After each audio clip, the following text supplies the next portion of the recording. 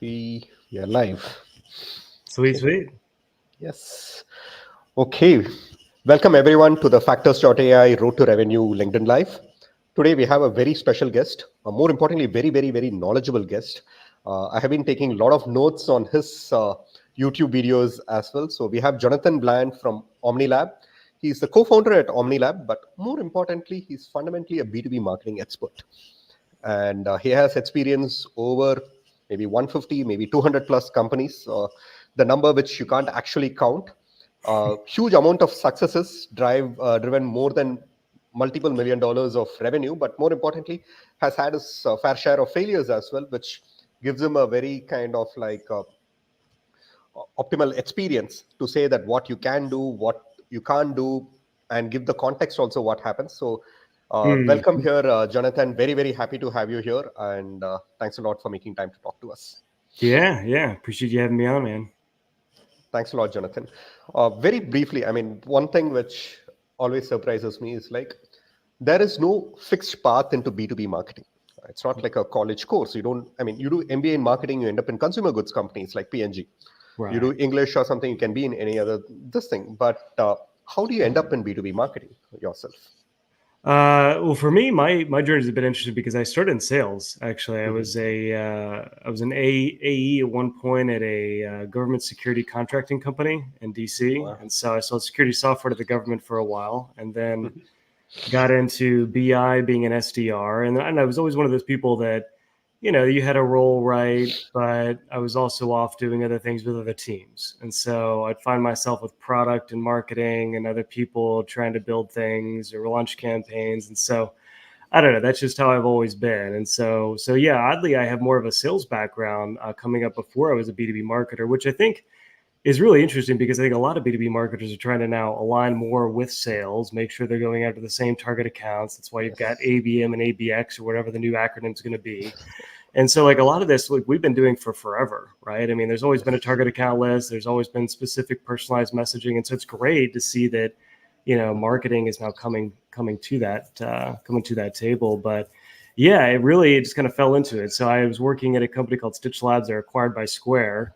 And Mhm. so one thing led to another after kind of consulting a few companies, and we started consulting more and more, predominantly on all sorts of things in the beginning. It was email, it was paid, it was funnels and all sorts of things. And then we started focusing a lot more on paid and said, okay, let's just focus on this one thing, be the best at it that we can be. And yeah, that kind of spurred OmniLab, and now here we are, 100 some Awesome. companies later. So I think it should be more than 100 companies, but that's amazing. yeah, And it's up there, whatever the number is. it's up there. But what is the thing which, I mean, was there different eras? I mean, 10 years back, I don't think there were so many MarTech companies in the first place. I mean, tools Oh, for B2B companies. There weren't so many B2B companies. It was right. primarily a sales job. I mean, you had the IBM sales guy, then sales force came in, and it's B2B is generally associated with salespeople.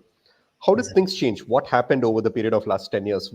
Can you say that? I mean, now we have so many startups in B2B, which Yeah. we'll come to, but what is the different eras, if you can see with your own experience?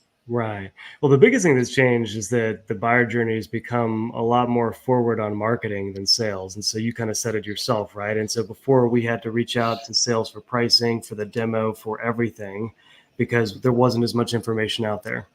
And so you didn't have access to all these different types of channels, all these types of different aspects to get in deep with the tool. And so that means that a lot of people are not talking to sales till a lot later in the buying cycle. And so that means that you need to do a lot more marketing up front before you're actually on the phone, actually talking with them to kind of get some feedback. And so that's changed things immensely because now you've got marketing playing a much bigger role predominantly, and sales to a degree, but marketing especially, because you've really got to warm up and build a relationship with these people and also find ways where you can reduce friction in the buying journey. And the most common thing right now is that you've got people that for a while have hidden a demo behind a Yeah. form. And so now you've got a lot of people that are now saying, hey, wait a minute, like I just want to see the product. I want to play with it. And so clearly like Yeah. trials and PLG has been around for a while, right? And so that's one way obviously to get access to the product.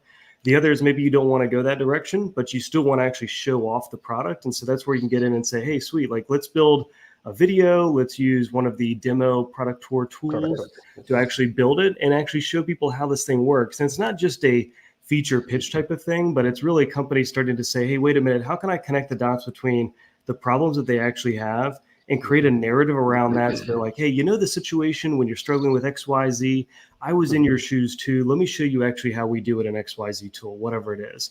And so I think that's also changed a ton too, because before you just, again, you had all these friction points that I think were generated by companies. And a lot of those are being torn down because everyone's just obsessed with making sure that they can reduce those barriers and make it as easy as possible to get to know that company. So I think those are two massive things that have changed. One, buyer journey, much longer before talking to sales. And then you've also got a lot of companies that are moving away from the traditional friction points and trying to open up their product and be more transparent. That's pretty amazing. Tech is one way where new tech actually creates more tech. Yeah, totally. Demo journey products, I don't think they were there a couple of years back. Yeah, we didn't 100%. have products for like something like optimizing landing pages or different landing pages, like how Mutiny HQ and others like 5-6 years back. 100%. And a lot of the advertising and this thing was used to be very specifically either Google Ads or product marketing emailers and others. Now you have a lot of email tools or product tools, product marketing, product demo tools, and so many other things which are coming up. And now, basically, of course, all companies are very different. How, let's say, every company says they do ABM because it's like a B2B, you sell to other business, it's account-based marketing or account-based experiences. You have to sell. But startups are different. Of course, apart from the survivability angle or low amount of funding or very immature product and so many things, immature team and structured processes. Yeah. How does marketing differ in startups in your experience from your understanding? Well, the biggest difference is that you're not Salesforce, so people don't know what you do, right? Yet many people are still completely unaware that you even exist. And you said it earlier, the amount of SaaS companies, not just in the MarTech space, but in general, has grown exponentially. So there's just more companies because it's easier to start a SaaS brand, purely. True. And so you've got so many people out there that are creating all sorts of stuff. And so you need to figure out ways to actually get your name out there differently than you do if you're a big company, right? And so that's where I think product marketing comes in, and where you say, okay, wait a minute. The majority of my ICP has no clue who I am, what I do, or how I'm solving this problem differently. And so what we need to do is we need to make sure that there's a clear structure of campaigns around, helping the buyer understand those things. And so it could be something where it's a question they have and answering it with a product demo. It could be purely capability-based messaging. It could be something like a before and after ad of, hey, here's the current situation they're in today. Here's the future situation they could be in with your tool.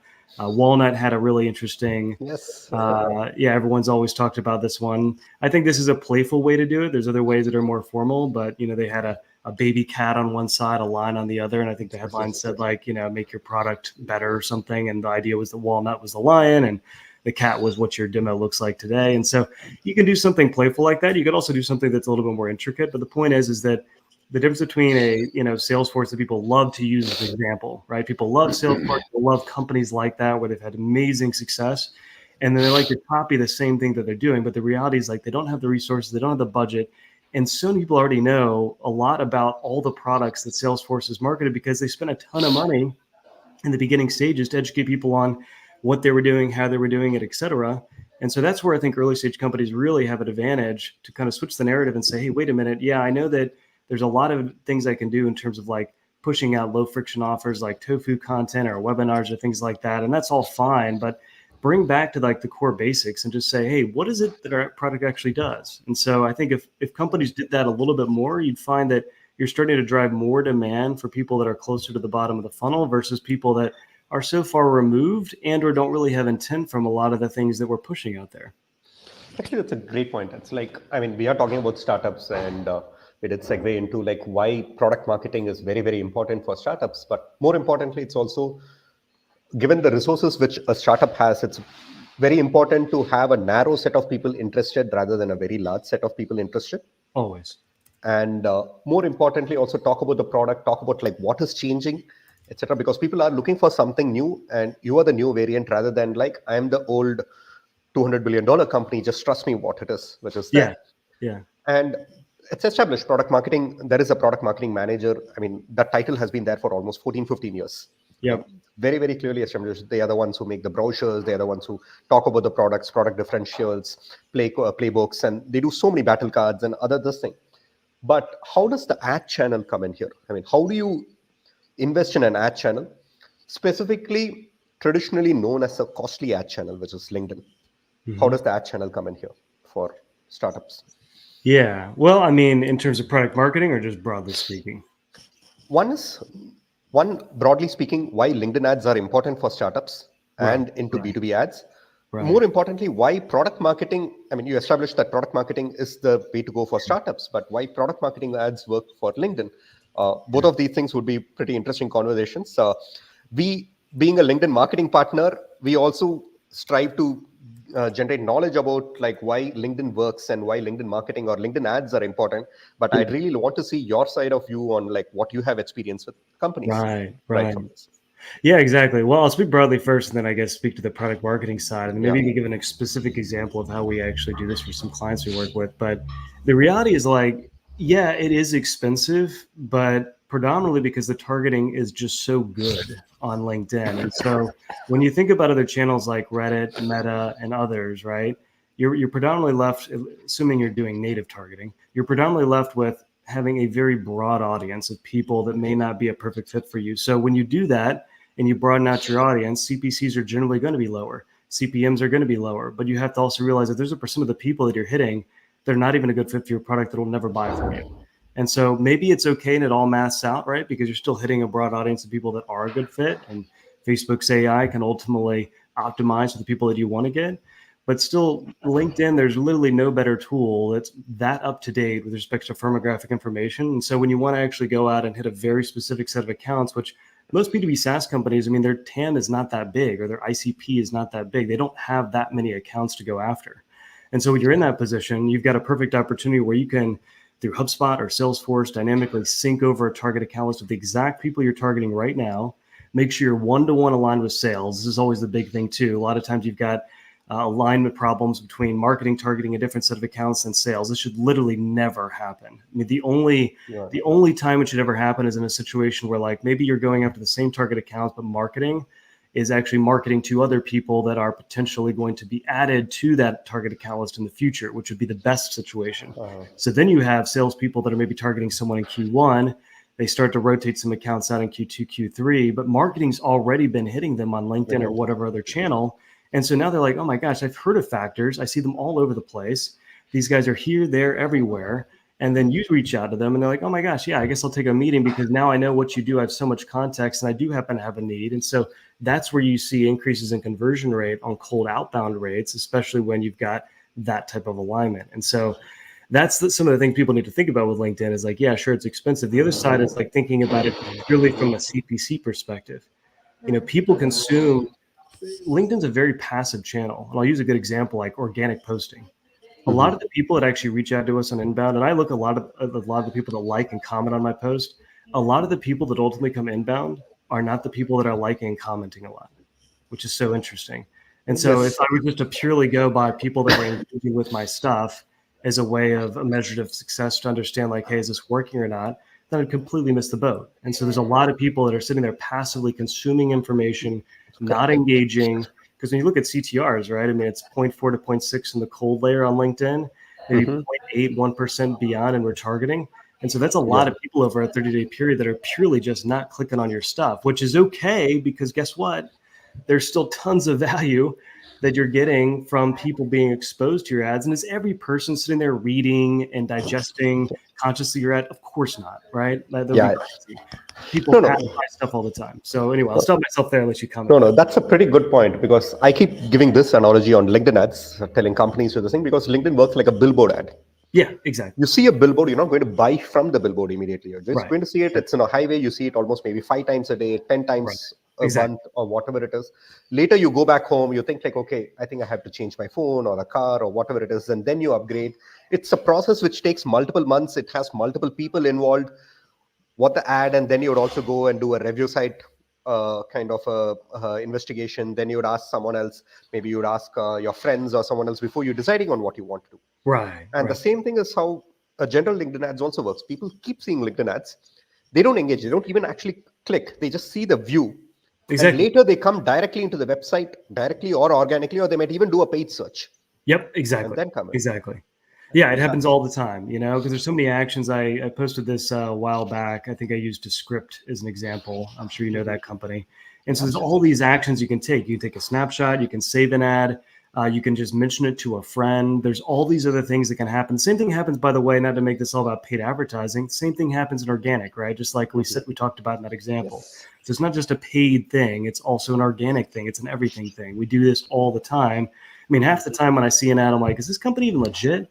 Maybe I see Factors for the first time, and let's say that I haven't heard about you guys. I mean, a lot of time what I do, if I see something interesting, is like you said, I'll just go direct to the URL and type in factors.ai and be like, who are these guys? They have a legitimate website. Do they seem okay? Or I might look at your LinkedIn company page and just see who works here, where they base, what's their funding look like, stuff like that. I mean, that assumes there's some level of interest, right?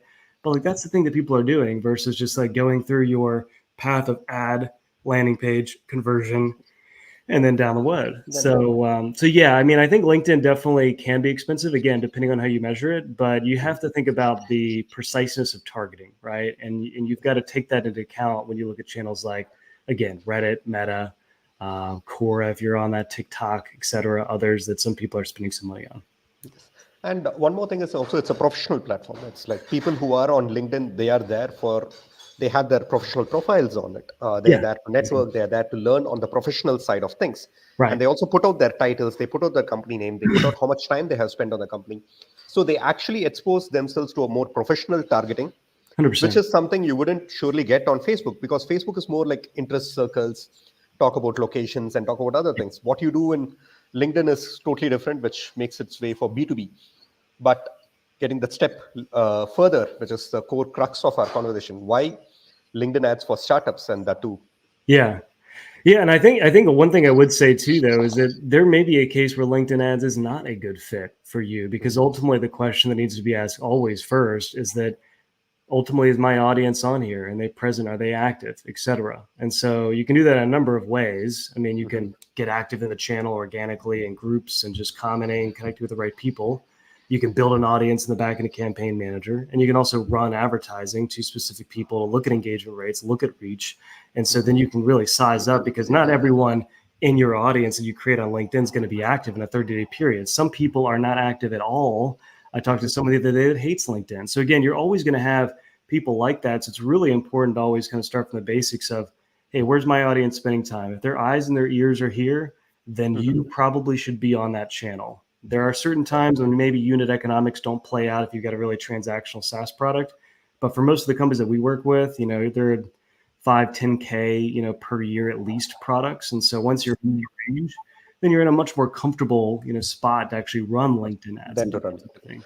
Actually, you made a very good point. It's like, are you sure your buyer persona is actually on LinkedIn? Yeah, exactly. And actually of a significant critical mass in terms of that is there. Diving a little deeper, which kind of buyer personas work very well on LinkedIn and which kinds do not? I mean, you can answer the for versus the same. I mean, the best ones are HR, sales, and marketing, no doubt.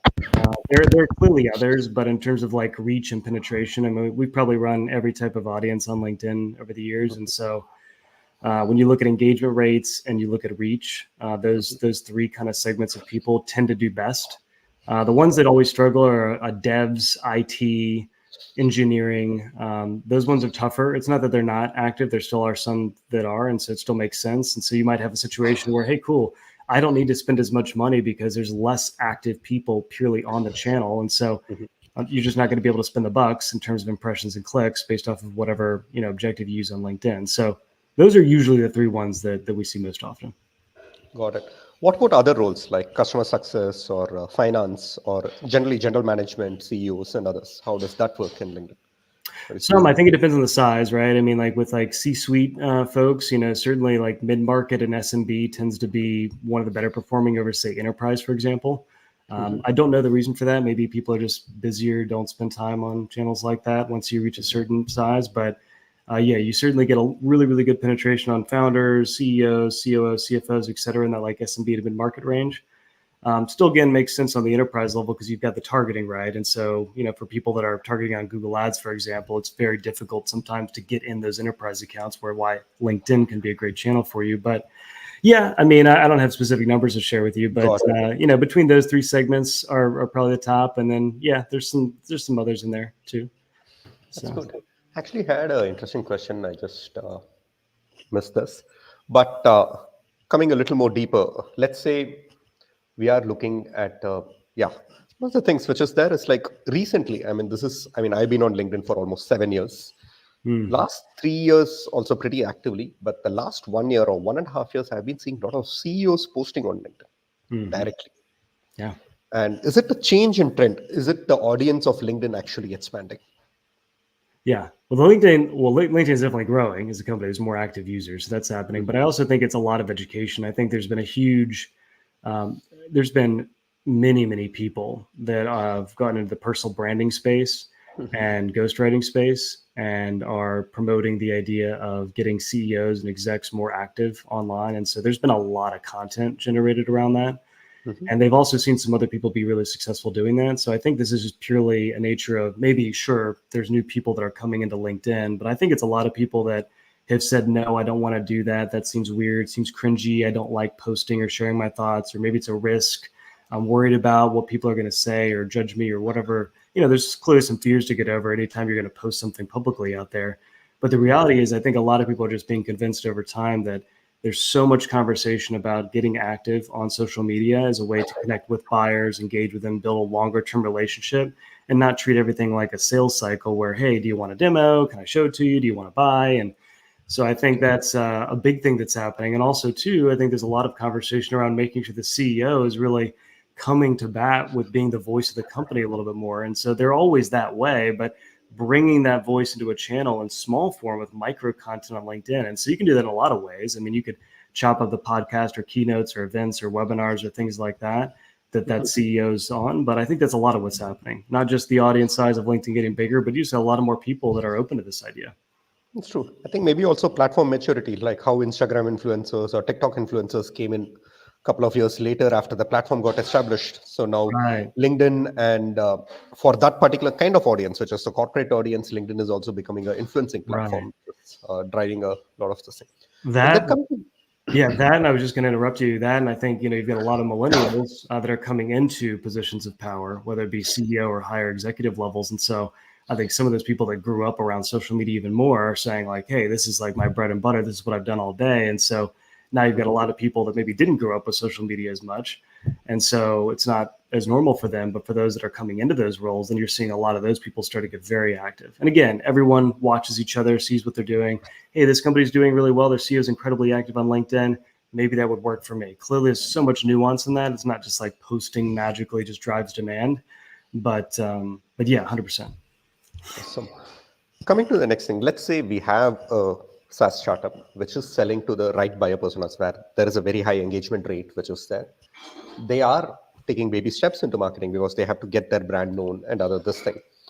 So, which is established that LinkedIn should work and as an audience.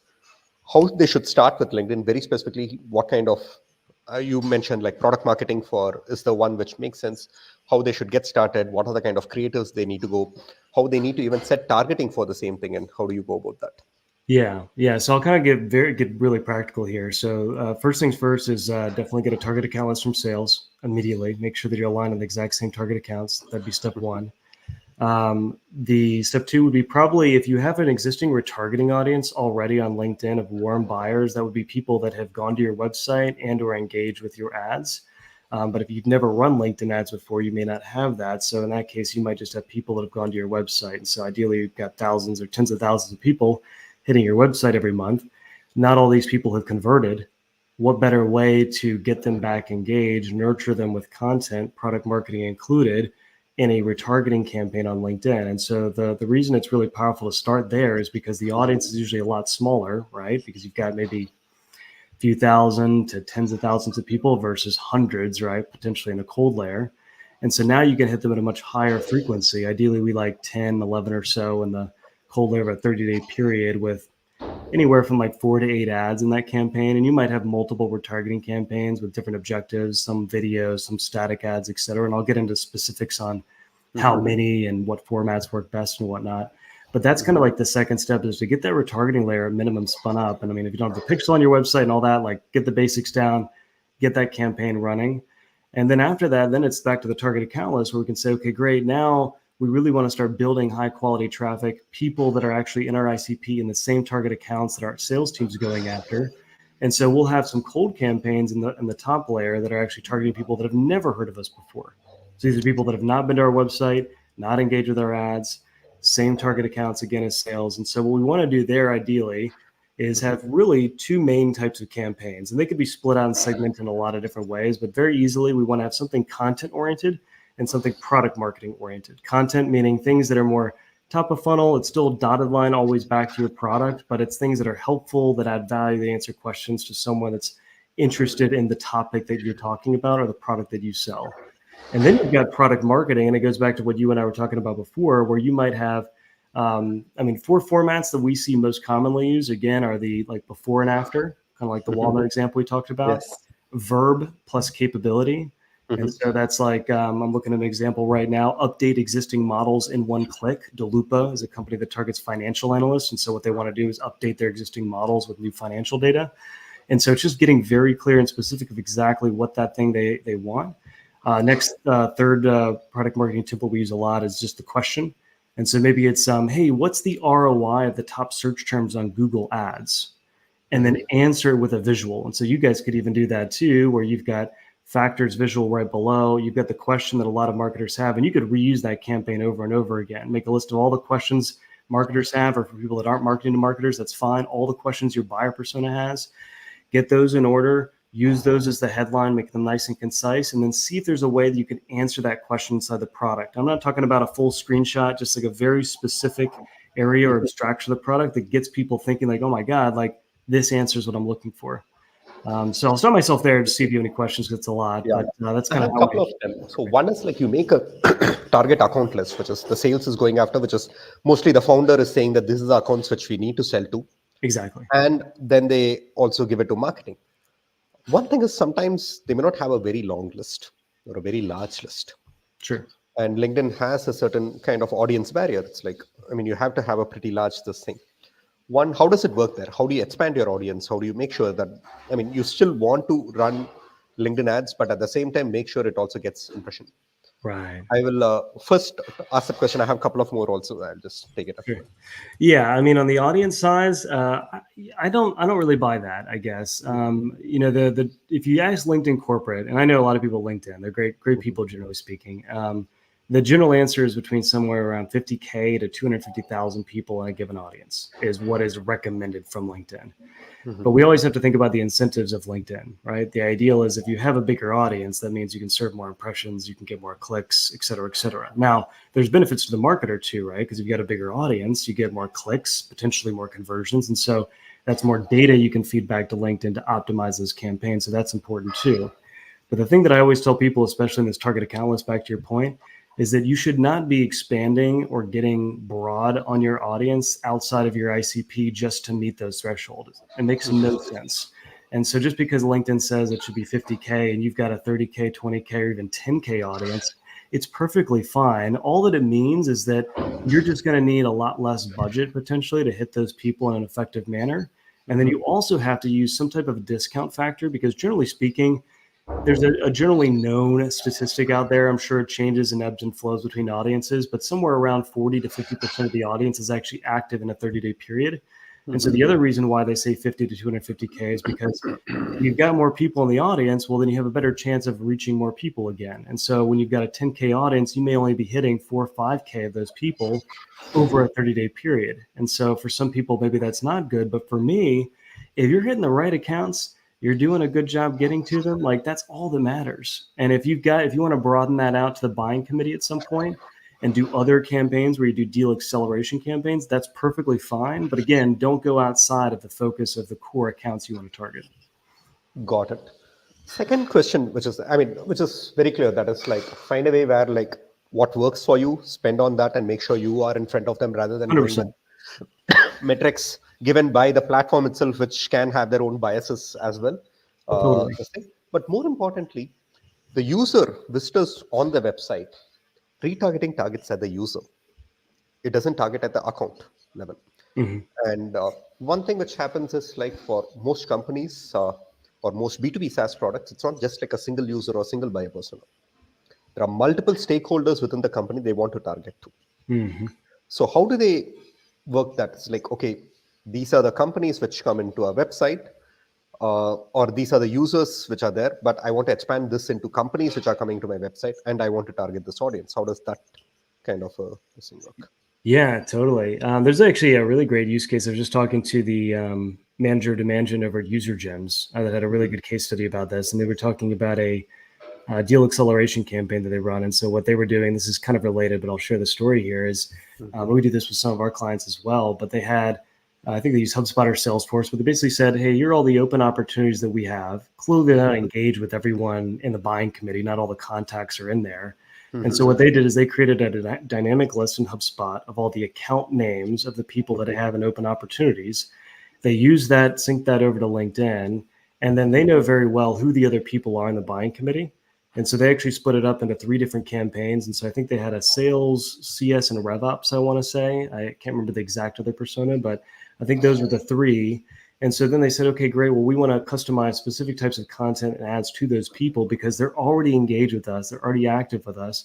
We just don't know who those people are. And so they use the same account list of the people that are already in there. And so they saw, I think the number is around a 27% increase in sales cycle close rates, and a few other things are really positive in terms of efficiency through the funnel.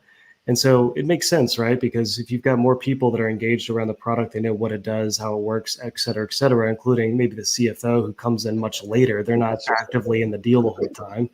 Then it's like, oh, no, I've heard of these guys before. They seem like a relevant name. I just know them, and the familiarity bias starts to play in.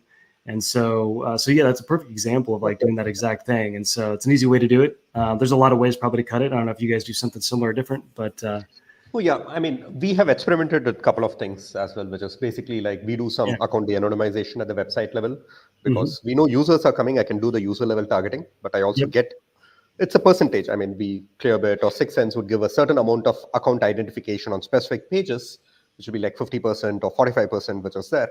You take that account list and then you add titles into that audience, push it back into the LinkedIn ads audience, along with what matches with your HubSpot or your CRM, which is there. And then you build it into the kind of an audience list to actually work through. But I would actually, I would also take this offline in terms of like what User Gems did, and I want to go and see that because it's pretty interesting. Like, and the numbers are pretty good. 27% increase in lead cycle is like very yeah. Double check me on metadata. I'll send you the link after this, but I know it's something up there. So yeah. God. The second thing is like you mentioned about like you make this list of companies, you make the audience, you also know how to target, and then you went into the creatives. And I mean, generally there are a lot of B2B SaaS companies. Startups, there are multiple of them, and especially in sales, martech, HR tech, rev tech, all these kind of similar kind of scenarios. There are a lot of companies and a lot of them competing for attention, which is where I saw a previous podcast of yours as well. Like, how do you make your creative as such stand out? And this is something which is interesting because it's like for multiple reasons. One is like you have to stand out on the noise, you have better click-through rates, but most importantly, where we have seen problems is like most startups which talk to us, they say like, yeah, we are a startup, we have organic website, we may do Google ads or a certain this thing. LinkedIn, no. We don't have money to spend on LinkedIn. We don't want to, and we don't this thing. Even if we nudge them to start trying LinkedIn at some level, it's easy for the money to burn through without any results coming in. So from an ad optimization point of view, even to show results, even to show what is happening with the LinkedIn ads, this is something which becomes very, very important. Second thing is also is like when companies and even employees and other companies of your target audience see your ads, which look stand out and other this thing, it creates a more of a halo effect around the company. It looks like larger than life company. Rather, I mean, you might be looking like a startup, but you can say like, I am actually competing against, let's say, a Monday.com or a Asana, which is there. I'm just talking about project management, but which is there. So I want to deep dive into like, how do you get the creatives right? And specifically given that it's a startup, and we also mentioned about product marketing or some other kind of ads, like how do you get the right images or this thing beyond the walnut and verbs and other this thing? Right. I think there's the tactical side of creative that you're talking about. I think you probably know this all too well. It really starts with like, how well do you know your customer to actually develop an ad that's going to resonate with them? I mean, that's half the battle. It's like, for example, if I've got a really interesting looking ad, right? It's the headline's clear, it's short to the point, it stands out in the feed, it's using colors that are vibrant, that are out there, faces, things like that always make an ad perform better. But the reality is, like, if the content's just purely not interesting because the audience doesn't care about it, because we didn't do a good enough job in the front end about understanding, hey, what do they actually want? What are they interested in, et cetera? Then, like, that's always going to fall flat. So sometimes that's the difficulty that we have with our clients, is that, you know, you can only do so much to kind of put a great looking ad around a piece of content that maybe just isn't that interesting. And so clearly, like, you have to start with that, right? Know the customer, get deep, and make sure that you're creating generally valuable content and not just regurgitating the same stuff that everyone else is. So I think that's one thing. The second thing that I see always do well, and this one's hard. A lot of people never feel comfortable with this, but it's really hard-lined POVs, things that really stand out and cut through the noise. So typically it's like contrarian types of messaging in ads that really start to disrupt the way that you're thinking about things. And so it's the same way that it works in organic, right? I mean, a lot of times you'll see the best performing posts are typically the ones that take a different tack. They're looking at the same thing that everyone does in one way and started to do it a different way. Those get tons of attention because it's challenging the status quo. And so those are the other things. And again, we haven't even got into like the tactical nature of like formats and, you know, little details like that, because to me, like, those are important to a degree, but it's really like the front end stuff that makes it all work. So I'll kind of leave it with that and then say on the one thing is like, I mean, as an agency, I think you would have known this more easily. Startups generally have low resources. They might have one marketer, or mostly the founder is the marketer. And mostly they would work with agencies, at least for this thing. Yeah. One, there are a couple of things. How do you align the founder into what's a kind of spends on LinkedIn? Because generally I have seen most companies are willing to, or at least are willing to spend on an SDR, or willing to spend, I mean, who'll create a lot of emails and other activities, or willing to spend on a certain kind of like, generally Google ads, because it's like search keywords and other this thing. They get reluctant when it's like brand ads or LinkedIn ads or product marketing ads, or even spending on great content, which is there. So one is like, how do you align founders on the LinkedIn budget, and what's a kind of a good ideal budget for, let's say, a early stage startup just at product market fit with 200, 300K kind of revenue with a couple of 10 or 15 customers? I mean, there's the shoot from the hip answer. I'll start with that, which is around 5 to 10K is usually just the starting point. I mean, you could spend theoretically less than that if you just had a retargeting campaign or two, right? Depending on the audience size, and maybe hit them effectively at a couple grand or something like that if you really wanted to start small.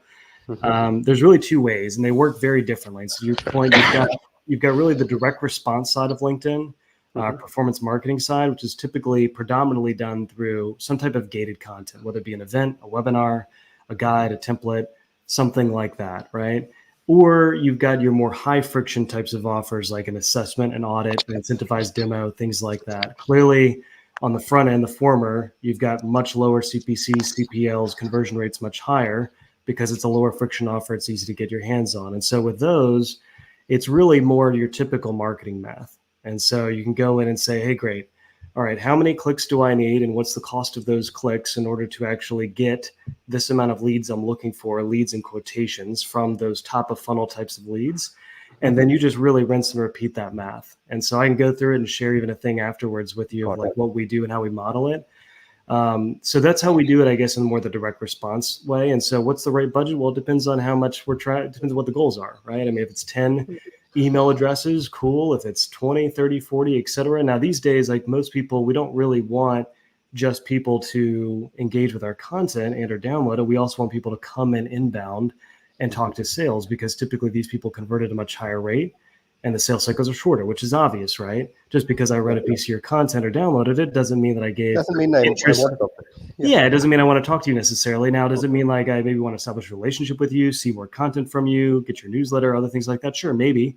There might be some other things like that. And so in those cases, what we need to do is really kind of move away from the direct response and say, okay, cool. For our campaigns that are, again, more those product marketing campaigns and the cold layer and other things like that, we use a formula, which again, I don't know if I can share my screen. I guess I can't, but I can. Oh, cool. Yeah. Maybe we'll even see if I can do this as I'm talking out loud here. But we use a formula that's more based off of reach and frequency. as well as the audience size to ultimately come up with what ultimately makes sense for the budget that someone should run. And so a lot of this is very dependent on audience. So it kind of comes back to our point around you've got a really specific set of target accounts. Maybe your audience is like 10, 15, 20,000 people. Well, that just means that potentially based off of CPMs and CPCs, you may not be able to spend that much money on that audience. So you may not need $50,000, $100,000 because there's just not that many people to hit. Whereas if you've got a much broader audience, a bigger audience, then really to make any type of impact, you're going to have to spend more money. So I'm waiting for this thing to load. I don't know why my computer's loading slow, but I can always send it after if it doesn't load. No, that'd be great for the so that people are also asking like, what is the kind of minimum spends? Can something work with 2 to 3K and other Yeah. So that. And actually, you'd be surprised both from LinkedIn's own data and also from the other forms of data which we have, which is like a lot of companies spend to maximum like 2K, even at a certain scale on LinkedIn, which might be counterproductive because you're spending without actually creating any impact. And this thing. Right. One more thing which is there is like to gate or not to gate. Right. I mean, it's very easy to gate, and even as a startup, you'll say like, okay, let's at least see who's interested in the white paper which had talked about security or pen testing or something of that sort. Right. But to gate or not to gate, how does that work? I mean, gating's not dead. So I think there's been a lot of noise around that. It's not dead. The issue with gating from our perspective at Omni is that people have not associated the right type of follow-up motion with the intent level behind that form fill. And that's really what's happened. And that's what's made gating bad in a way, because when you look downstream in terms of conversion rates, they're generally not great. And there's also a lot of brand damage from someone that just engaged with content and then having SDRs reach out 7, 8, 9 times with multiple cold calls to you trying to get you to set a demo. And so that's where things really go wrong with gated.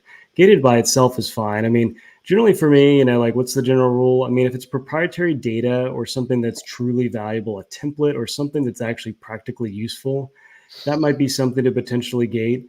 Your product tour on your website. I've seen a lot of B2B SaaS companies allow them to, tour a portion of it and then gate. I know Novatic talks a lot about this, Natalie over there.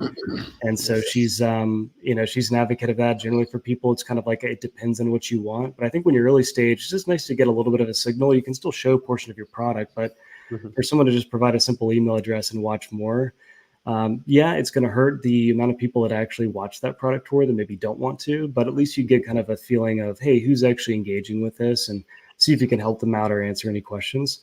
So that's kind of like my basic rule of, when to gate or when not to gate. And then again, the important thing is just making sure you align that follow-up motion. So I posted about this a while ago, which went pretty big. And so what I suggested was for people that are still gating, which a lot of SaaS companies still are, and it's perfectly fine as long as there's some product marketing with that, is what I would say. It's another conversation.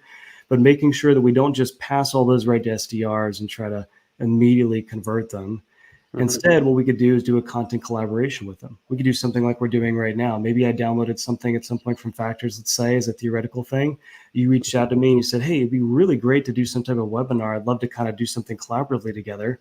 And so we can get our brands together and maybe feed off each other's audience a bit, same way you could with another company of someone that actually engaged with your content. So again, they have to be the right person to a degree and fit your ICP, things like that. But now you can build relationships with them over time versus just sending them all through some linear type of funnel. So, no, true. I mean, it's also the kind of like gating with SDRs or cold calls and other thing like, and having that email ID for subsequent reach outs makes it a little uncomfortable for people. One thing which is interesting is, which we have seen is like LinkedIn has started opening up APIs. So if you apply to their marketing partners and also this thing, they are actually now showing like which all companies have seen their ads. If you go to the campaign manager, you'll see the only top 20, 25. But if you have the API, you'll see any company which has seen more than 2 impressions. Exactly. Which is one thing very good because right now you have a huge list. Second is you can add that into some form of website identification, saying which company saw that LinkedIn ad, or even do a analytics funnel saying that who are the people from paid social who came and then came to my website, and break them down by company names with de-anonymization tool and other thing. That also happens, so that, or even in your product tour, which is I think all the product demo tour companies work with some form of de-anonymization where they say like, these are the companies which have actually shown interest in your product tour and other things. So the technology also develops. It's not something like you don't know which person did it. So you don't have that email ID to go after the person, but you have the company name from the company name, you can have a more broad-based campaign rather than a kind of a very kind of a directed mailer kind of a campaign, which is there, which is also pretty interesting. One more thing which comes through with startups is like we have to spend at least more than 5K. We have to align with certain amount of like these are the companies, have the sales list, and then target those accounts. Target multiple buyer personas so that you have that audience, and then you do, and then you build that content or the creative which actually tells the story. Mm-hmm. How do you, for startups, and since you work with quite a lot of them, how do you manage that journey? Because it's like as a consultant, you have to first understand the product. They should be able to give you that data, and you make that great creative which tells that actual value prop or the story rather than kind of anything. And the CEO might understand the product very well, but he may not be able to articulate. How does that work internally? Yeah. So we typically take them through a pretty robust onboarding process. And so we've got a pretty, detailed doc that we send them that gets a lot of information out of them. And so the great thing about it is that it's very organized in the sense that it kind of guides you through the way to answer specific types of questions so that we can get the types of insights we need to actually develop good creative. And so we've got one that just answers like some basic questions about like core value props, how are you different, by all the different competitors too. And so like, hey, here's competitor 1, 2, 3, 4. What are the core differentiators between you and those guys? We ask questions like, for example, what are the common things that people initially come in looking for your tool to do? I mean, Factors does probably 100 great things, but I bet you there's really only 3 or 4 that are the top things they always mention in the sales calls for you guys. And you're like, oh my gosh, like this is a great insight. And so if we can get that insight, those are the types of things we should be advertising more, because those are the things that get people in the door. And I'll share an example. Clearbit, for example, their old head of demand, Colin, that's now with another cool company. He spent a lot of time doing advertising for that brand along with their agency. And so what they realized is that a lot of people actually came in across only 1 or 2 of their products. It wasn't all 5. And so they ended up switching a lot of their budget around just 2 core products that they had, or you could say features if you're not a multi-product company. Mm-hmm. And that's the thing that actually really was an unlock for them, because then they knew once they got them in and had a conversation, then said, hey, did you know our tool can also do all these other things? It was a no-brainer, right? And they could upsell them over the time of the client. So I think those are some really important things to kind of keep in mind. And then back to your point on influence, just to roll back to it, I know this is not your original question, but that's something we do too a lot, which is really important, because when you start to do more brand awareness and campaigns that are more designed to just reach an audience at a really high frequency, you're really not looking at conversion data so much at that point. And so that's where what you said earlier is really accurate. And so we'll pull in, to your point, hundreds and thousands of companies that have had presence over a period of time, whether it be 12 months, 30 days, 90 days, whatever, and then connect that data in with Salesforce, HubSpot, et cetera, to say, all right, well, how many leads, how many ops, how many deals, et cetera, that are closed actually had some type of influence from LinkedIn. And so to your point earlier, like that's a really, really important piece of this whole thing, because if you're not looking at that at all, then a lot of times you'll end up saying, oh my gosh, like LinkedIn makes no sense for us, because I was measuring LinkedIn the way, like you said earlier, just based off of, I got an ad, they clicked the ad, were UTMs pinned correctly? Did they convert on the page and follow that through the funnel? Like that's one way to look at it. And it's a very small picture given our point earlier about click-through rates, right? Mm-hmm. So anyway, I'll stop there. That's interesting. One more thing is like, how do you make LinkedIn work with other ad channels? Because it's natural, like, I mean, both organic content and emails and your emails also, I'm considering it as a one-to-many kind of a thing, or even Google ads, because it's like a company which comes into a maturity stage to spend on LinkedIn ads is also going to spend on multiple other ad channels. Mm-hmm. How do you make LinkedIn work with all these other ad channels? Yeah, I mean, one great way that's easy is clearly, you've got really great targeting on LinkedIn, right? Mm-hmm. And so if you're building a high quality retargeting audience and getting good people to your website that makes sense for your ICP, you start retargeting on Instagram and Facebook. And so why wouldn't you do that? Because now it's the same group of people. Now, the other thing too to remember too, there's a Hootsuite. I think Hootsuite got it from another company. I'm forgetting the name of them, but there was a whole study done about overlapping channels. And so I think like B2B buyers. Metadata also talks a lot about that. I think Metadata talked about it. There was, again, I'm going to have to send you some links on some stuff, but I know Hootsuite was the one that used the data, and that's the last source I saw. But anyway, they refreshed it recently. And it just was talking about the overlaps between channels like LinkedIn, Quora, Twitter, X Now, whatever, et cetera. And so the overlap rates, which again, as you know all too well, most B2B people think that all B2B buyers just hang out on LinkedIn, which is crazy, right? I mean, like clearly we're on other channels. You can ask people easily, do a poll. But they did a pretty extensive survey and found that I think it was about 73% of people that were on LinkedIn were also on Meta. And so it's just one of those situations where you say, well, wait a minute. Again, if the goal is to be where the eyes and the ears are for the clients we're trying to target, an easy way to your point is to say, hey, great, let's get another targeting audience spun up on Facebook. And you can do that on other channels too.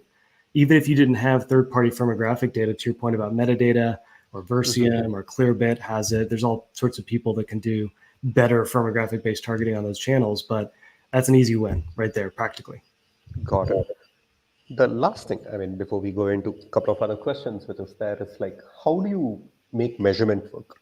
I mean, $5,000, $10,000. It's like, do you have templates which you share with your founders or with your companies which you work with, saying that, okay, this is how we are going to measure success? And I have seen multiple videos of you saying that, okay, we don't measure on leads, we actually measure on pipeline created. Yeah. But when you run a solid demand generation campaign across maybe multiple channels over a period of 3 to 6 months, how do you actually measure? And what are the kind of metrics you use to measure?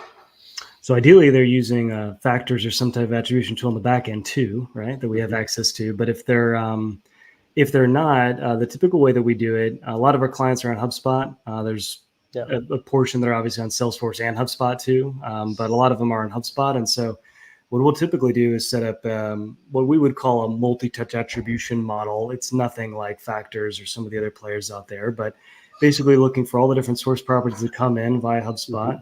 And we'll really have two sides of the dashboard, right? One is all the things that could be attributed to paid based off the UTM parameters.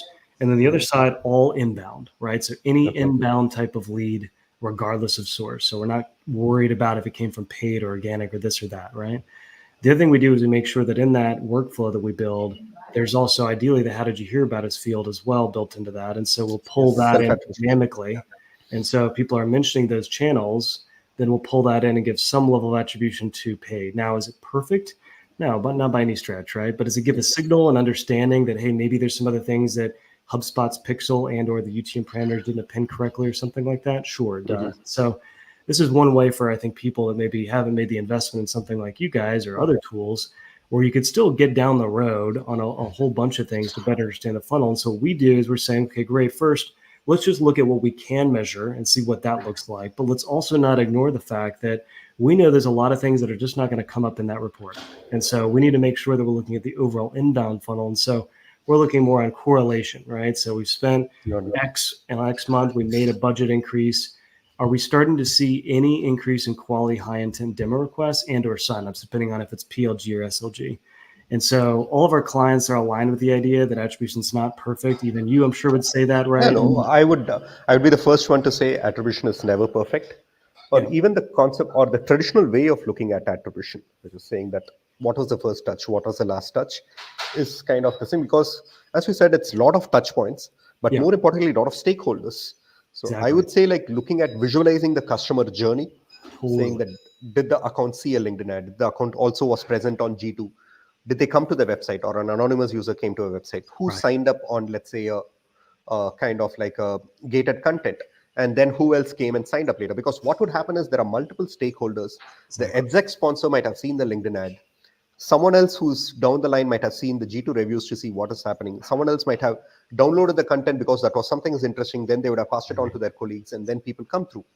So this can never be solved on a kind of a linear touch attribution model. But this is more of a grid, which is there's a time series where there are multiple users with different properties doing events at different points in time, which actually requires a more differential kind of visualization, which is something which you made. And also on top of that, with the cookie consent policies and all, having a self-attribution form where people explicitly say, this is how I saw it. Right. Even further, they go into calls and saying like, I keep seeing your podcast or I see this thing. Exactly. This is important for me and hence I came here because this is the right time for me to talk to you. Exactly. And there is so much of biases also which come in there. And also, even after all this also, still there is that perfection limit which never gets achieved. But directionally, you know, it's like a weather forecasting. You know exactly like, you don't know whether it will surely rain or not, but you know there is a very high chances of rain. Right. This is how it... 100%. And I think we need to get out, different attribution models answer different questions. So first touch answers a question, last touch answers a question. But the reality is in every B2B buying process, as you know all too well, there's multiple touches in it, right? Multiple people sell multiple things. Very rarely is it the one ad or the one organic post or the one G2 thing. I mean, those things don't exist. I know you see it in your tool every day, working with your customers. Yeah. We've seen it time and time again in other attribution tools. We've seen it in HubSpot. It doesn't make any sense. It's a hard mindset shift, I think, and I'd be curious what you'd say about this, but I think it's a hard mindset shift for some people because it's easier on the mind to just say, LinkedIn did it, Google Ads did it, Yes. G2 did it, and that's what won the deal, when really it's so far from the truth. There are all these other things. And so I think using factors. People look for a simplistic answer, right? So that's Yeah, a little more it's easier easier to consume or accept. Actually, one very clear incident. There was a client which we saw them seeing a G2 profile. Then they came to our website, signed up in the call. I was thinking like this is a company which is in that target list. We are sending a lot of emails because we see the emails going out from HubSpot. Right. We also see that showing LinkedIn. So I just asked them like, how did you saw some of these things? It's like, no, none of these. So it's like, how did you actually do it? Yeah. They actually had a competitor. They were looking for competitor reviews. As they scrolled down, incidentally, they saw our name. They clicked on it. One led to another. They said like, okay, if this looks a little more better value, let's actually go and look at it. And they signed up for a demo. Right. And this, I mean, it's very, sometimes it's very easy to say that, okay, we did all these things and then this happened.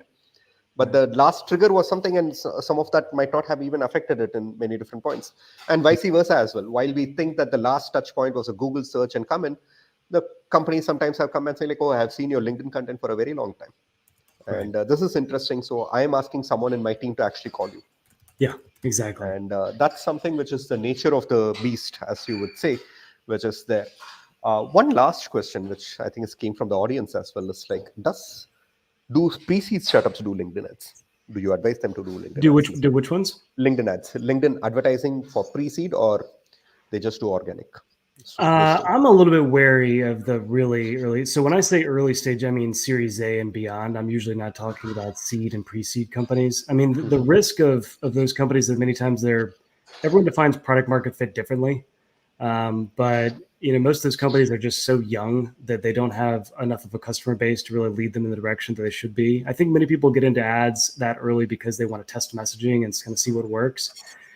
Most of the times that we've taken on clients like that, it really doesn't go well. And so we generally avoid clients of that size just because they need to get a little bit further. And many times it's just too expensive for the period of time that they're in right now anyway. And so they're in this like it's a scary stage, being in the pre-seed, mode. You're not making a ton of money.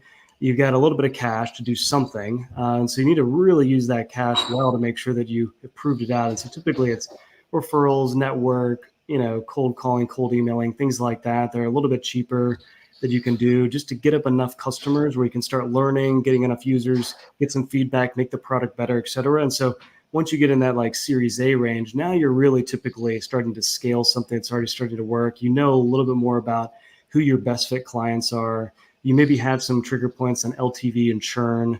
And so some of those things really start to help make paid ads make a lot more sense. And also the team to support it too. And so even if you have an agency, many times the issue is that, to your point earlier, I mean, if you're in a pre-seed stage, you likely have no marketing team. It's like you, the founder, and a couple developers maybe, and like that's it.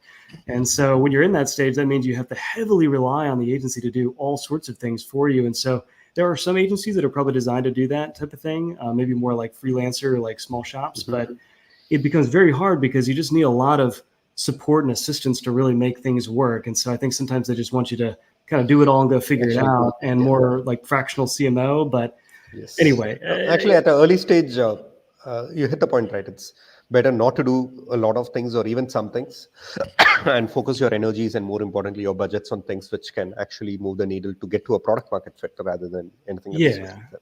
And whatever that is for you, right? Everyone defines it differently, right? I mean, and again, product market fit isn't just like you achieve it and it's done, right? It changes over time. So you could even fall out of product market fit if you don't have a product that's really meeting the needs of the customers in the future, which happens all the time. So yes. I mean, you have the COVID era products, right? And which is basically built for online events and other this thing. And once things became hybrid or things became offline, it suddenly things started changing, revenue started fluctuating. we are even seeing like very large companies stagnating in revenues after some time, which wasn't the case, which is there. Yeah. Last question. Yeah. Any examples of good Series A companies or Series B companies which have done LinkedIn ads very, very well? Which the good part is that you can actually go to their LinkedIn profile and see their ads and take inspiration from. Yeah, tons. I mean, Metadata is a good one. We talked about that. Cocoon is another one, client of ours. Check out their ads. Notch, they're pretty interesting. There's other companies, I mean, that I think are killing it. That Zapier, Descript, they do a really good job. What I like about them, just to pause on them real quick, is that because they have a very bottoms-up approach about getting end users first, which I honestly think a lot of those types of adverts can actually work well even further up in personas that are a little more senior. They're so detailed about what the product does and so clear. They show examples. It's just a no-brainer when you see it. And so I think so many SaaS companies just shy away from all that and just go, okay, tofu content, that's all I'm going to do. Not going to talk about the product at all. But like, I love that stuff. I mean, I actually just like learn stuff just from their ads sometimes, and not even from their support docs or blog or this or that, because we use Descript. And so yeah, I check out those examples. So yeah, to your point, there's a LinkedIn ads library is a great resource to take out a ton of looks. That's great. I mean, that's almost to the end of the session. It was pretty deep and detailed. Thanks a lot, Jonathan. To be very honest, I had a cold and a sinus. I was worried that I would actually getting into the mid of having a headache. Oh, no. Actually, I didn't actually feel a headache at all. Well, thank God. I'm the Tylenol to your headache. Tylenol to in some way, which is pretty interesting. Maybe you kept me so engaged to actually look at it. Okay. So thanks a lot, Jonathan. We'd actually be looking forward to some of the metrics and some of the other content which you said you'll share so that we can post it to our audience and other. 100%. So thanks. Happy to share. Yeah. Thanks for having me on. Thank you, everyone. I'll just hit the stream.